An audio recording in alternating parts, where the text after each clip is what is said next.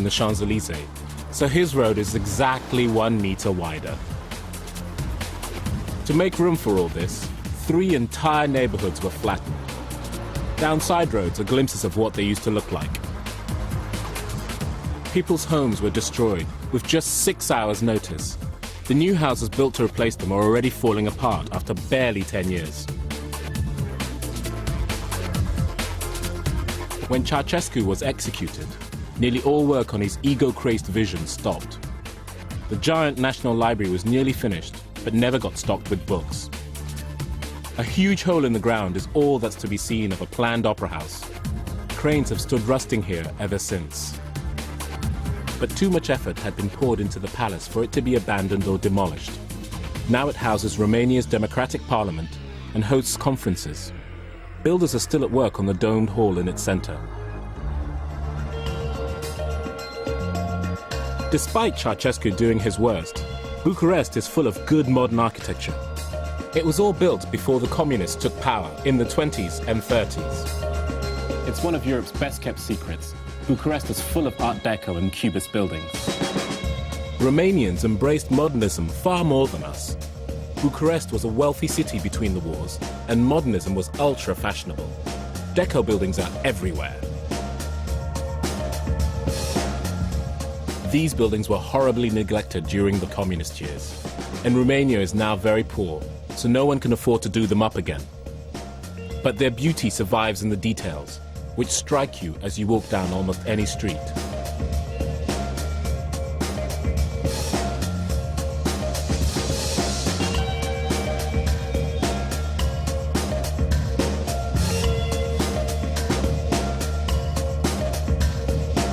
Marcel Janco was the pioneer of Romanian Cubism. He combined building houses with a career as an avant-garde painter.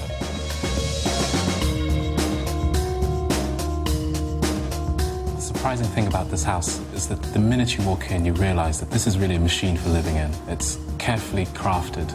Every detail has been made specifically to kind of fit in this environment, from the light fittings on the wall through to the glass panels that have artworks on them. Here is a place where, you know, an architect or the designer has really thought through the entire living experience. I absolutely didn't expect to find this in Bucharest. It's a real delight. Another historic interior is best visited at night. 70s bachelor pad chic is perfectly preserved on top of the Hotel Intercontinental. Built during the Cold War to lure tourists and their hard currency. Nothing has been touched since it opened, as a faded photo shows. But within the next few months, the hotel is planning to rip all this out and replace it with something bland. Romanians think it's horribly dated, even though in Britain, designers are spending a fortune to create the same kitsch effect.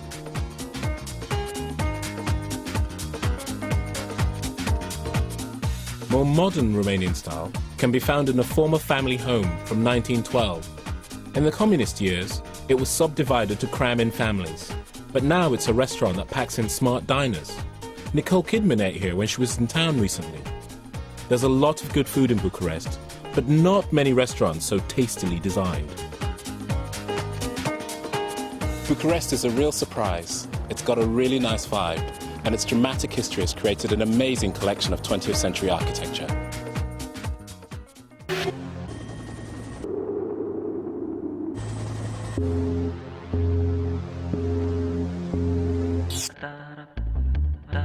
Arne Jacobsen's Series 7 chair is a design classic, still produced 30 years after his death. Jacobsen's chairs are used by millions who have no idea he was one of the great modernist architects. Yet Jacobsen designed his furniture to complete and complement his buildings. He was a pipe-smoking perfectionist who designed everything. Exteriors, interiors, furniture, fabrics, materials, fittings and fixtures. There's something very special about the attention to detail and the sense of one person's vision being allowed to actually happen. Jacobsen's early buildings in his native Denmark are white and wiggly, obviously from the decade of Deco. Arnie called his later works rational buildings without meaningless ornamentation. The exteriors are as straight and smooth as another famous Danish export, Lego. But Arnie didn't want his buildings to be hard and inhuman. So inside his SAS Royal Hotel in Copenhagen, you find softer organic forms. He created his curvaceous chairs, swans and eggs, especially for the foyer. And running up the middle is this delirious spiral staircase. In the 60s, Oxford University needed a new college. They hired Arnie.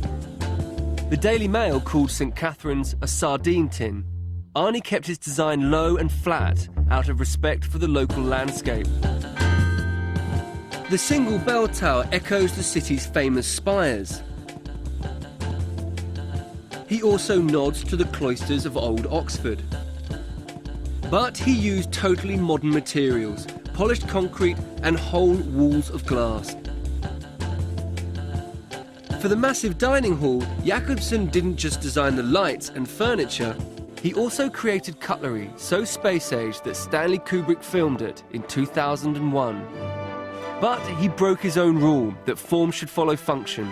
The three-pronged fork may look great, but it's harder to eat with. Arnie's last major building was completed in the 70s. I see this building, this is a smell of power, just like a fortress.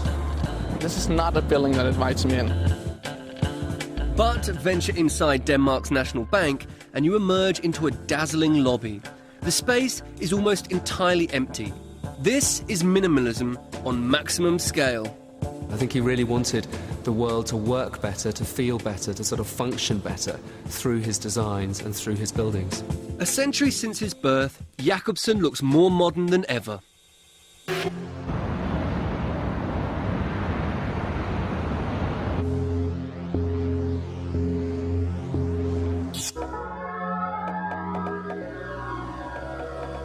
Bridges have always been symbols as much as ways of getting from one side of a river to the other. There's a few new bridges in Britain that aren't just worth crossing, they're worth making a special journey to see. The world's first tilting bridge, the Gateshead Millennium Bridge, has become a major landmark, a source of pride for the locals here in Newcastle and Gateshead. It's one massive moving part. It pivots upwards like a giant eyelid, opening and closing to let ships pass underneath.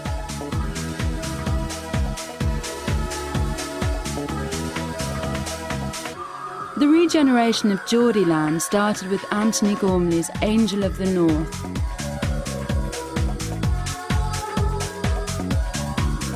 Much in the same way as the Angel of the North was an icon or a symbol of change here, the bridge has become a sort of unifying force for Newcastle and Gateshead. It's in a sense become the glue that's knitted together both banks of the Tyne into this what's now called the Golden Square Mile. Because of the bridge, tourists now come here in their thousands, an idea which would have been laughable a few years ago. It's also been essential for the success of the Baltic, the new centre for contemporary arts.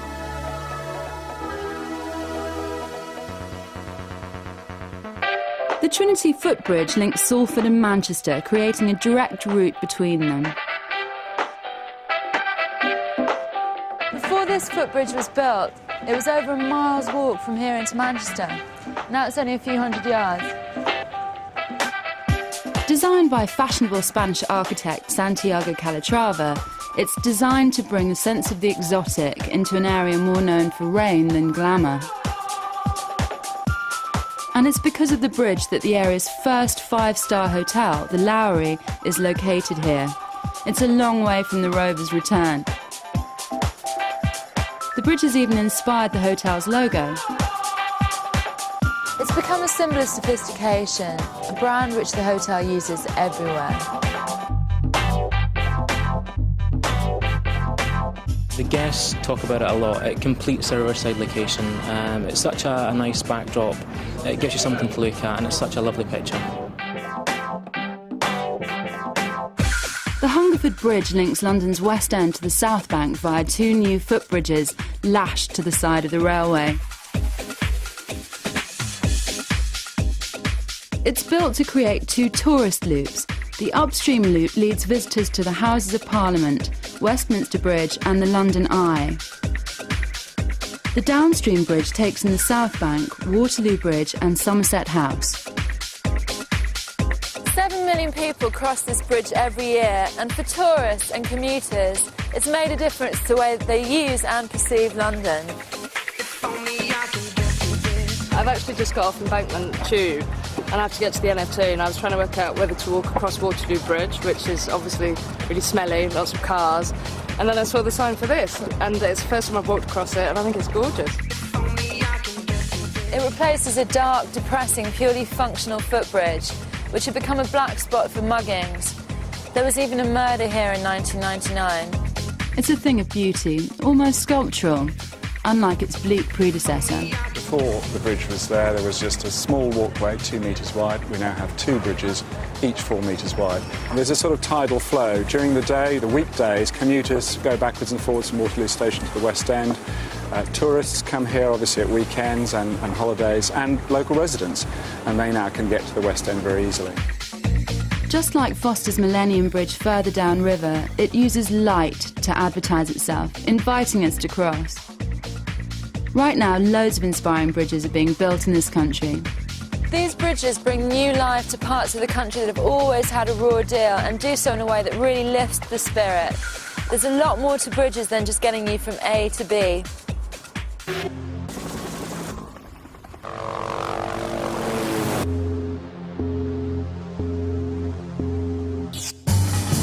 I used to cut through Merrion Square all the time when I was a student here in Dublin. I studied history of art just across the road at Trinity College. In amongst all these intimidating-looking government buildings is the National Gallery of Ireland. But it's set back from the road and hidden behind railings, so it's actually quite easy to miss. It was built in the 1860s.